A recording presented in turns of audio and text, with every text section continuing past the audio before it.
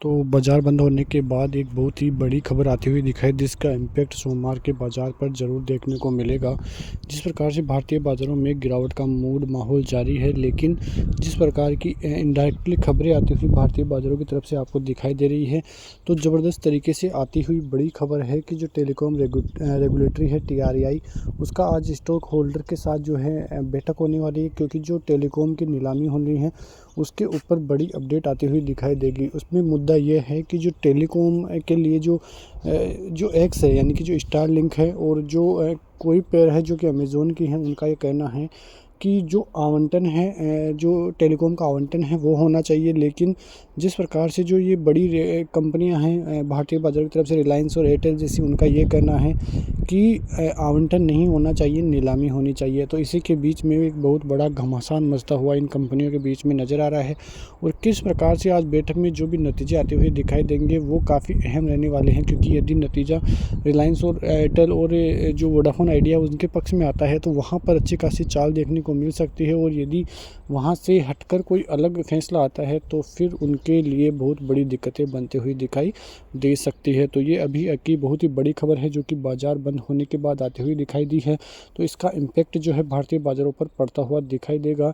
लेकिन जो Elon Musk हैं, उन्होंने एक्स पर भी ट्वीट करके कहा है कि जो नीलामी है वो नहीं होना आशाजनक यहाँ पे देखने को मिलेगा। उनका मानना है कि ये आवंटन जो है वो होना चाहिए, और ये खबरों आने के बाद ही एक बहुत बड़ी जो है चाल जो है यहाँ की तरफ से देखने को भी मिली है। तो कुल मिला के देखें तो भारतीय बाज़ारों में अभी गिरावट का मूड माहौल जारी है, और जिस प्रकार की गिरावट गुरुवार शुक्रवार को देखने को मिली है, तो एक रेंज में बाज़ार कारोबार कर रहा है। एक रेंज को तोड़ेगा बाज़ार, तब जाके ही ये देखने को मिलेगा कि बाज़ार कौन सी दिशा में जा सकता है। क्योंकि यदि नीचे की तरफ 850, ऊपर की तरफ 500, यानी कि 24,500, वो एक रेंज बनी हुई है, और ये रेंज यदि ऊपर या नीचे जहाँ भी टूटती है, तो फिर बाज़ारों में जो है संकेत पॉजिटिव या नेगेटिव कैसे भी हो आते हुए दिखाई दे सकते हैं। तो वहाँ पे हमें नज़र भी रखनी पड़ेगी।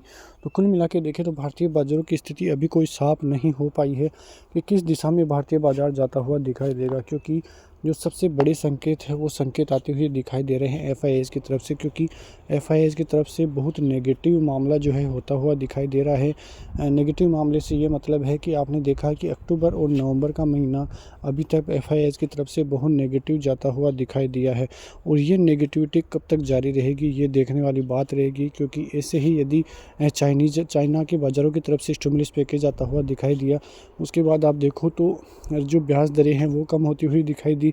तो ये सारे इम्पैक्ट जो है भारतीय बाज़ारों पर ज़बरदस्त तरीके से इम्पैक्ट डालते हुए दिखाई दिए हैं। और जिस प्रकार से अमेरिकी बाज़ारों में पॉजिटिव खबरें आने के बाद भी भारतीय बाज़ारों पर कोई इम्पैक्ट नहीं पड़ा है, वो एक दुखद खबर भारतीय बाज़ारों के लिए है। क्योंकि जो मुद्दा ये था कि यदि ट्रंप आते हैं तो भारतीय बाज़ारों में काफ़ी ज़बरदस्त रिकवरी देखने को मिलेगी। रिकवरी दिखाई दी भी, लेकिन वो रिकवरी फिर सस्टेन नहीं कर पाई, और आपने देखा कि भारतीय बाज़ारों की क्या हालत अभी होती हुई दिखाई दे रही है। तो इन सभी मुद्दों पे हमें ध्यान देना होगा कि किस प्रकार से गिरावट है। तो ऐसी ही खबरें जो कि अभी अभी आती हुई दिखाई दी है, मैंने आपको बताया। तो ऐसी खबरों के साथ मिलते हैं नेक्स्ट वीडियो में। तब तक के लिए जय हिंद, जय भारत, वंदे मातरम।